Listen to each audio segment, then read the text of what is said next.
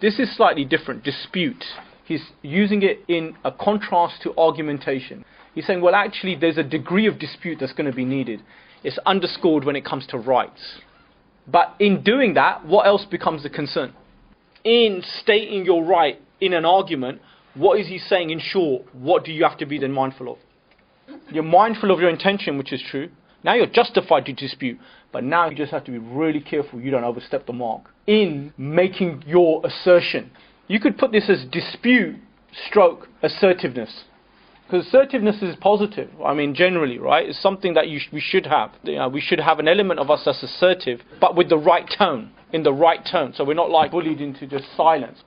He brings a hadith in this. It's a hadith that's in Bukhari. And he says, amongst the most despised men to Allah is the person who ever shows his enmity and dispute. I don't know if I'd translate that in that way. Because inna abghada rijali ilallahi alladul khasam. You know this part here where he says enmity and dispute, these are not separate things. The enmity feature is an adjective of the dispute feature. So it's almost like saying disputing in enmity. It's more like a description of the one disputing. How do you know you're disputing with enmity? That narration of the Ansari that he was bringing up an orphan, and in supporting the orphan he actually had him work his date orchards.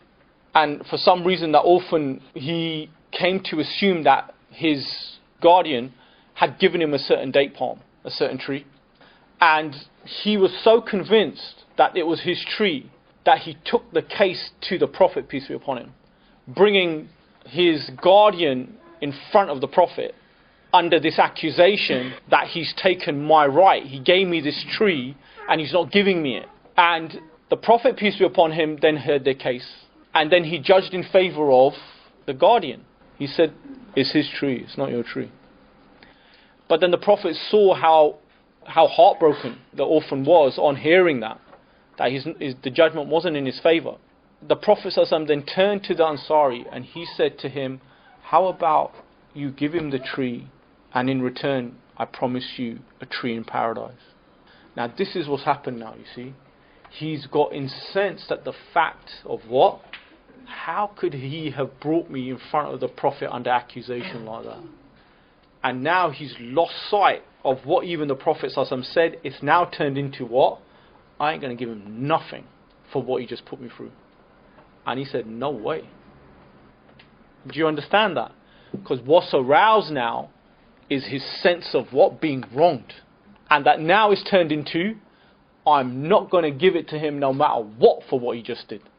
An Ansari was sitting there and he happened to witness the scenario. He turned to that Ansari man. He said to him, listen, I'll give you my entire orchard if you give me that tree.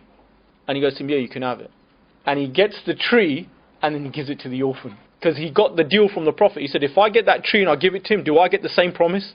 He said, yeah, you get the same promise. So that's how he got that one tree. He goes, you can have my whole orchard, yeah? Do you see the powerfulness of that narrative is really clear, isn't it? Because it frames what Ghazali's referring to here. And that's what he does indicate in his statement, where he says, were I to take the money under dispute, I would not care if I threw it in a well. But it is really this kind of dispute that is severely condemned. His point, you need to see that in contrast to that narrative, that prophetic narrative of the seerah. Because people do that. They say, no, it's a principle matter. In a way of saying, well, I don't really care. It doesn't bother me in the least, but it's the principle of it.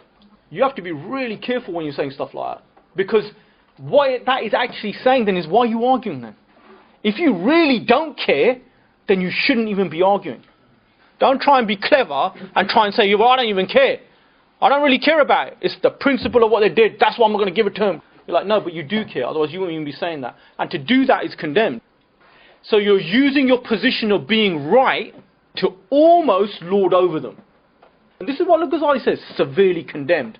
And he's not saying haram. His language is quite precise. He's saying severely condemned for what? Because you are now really on the threshold of arrogance.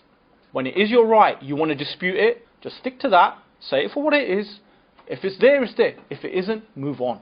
Because if it really doesn't mean anything, just think of that tree in Jannah. Seriously, just think of that tree in Jannah.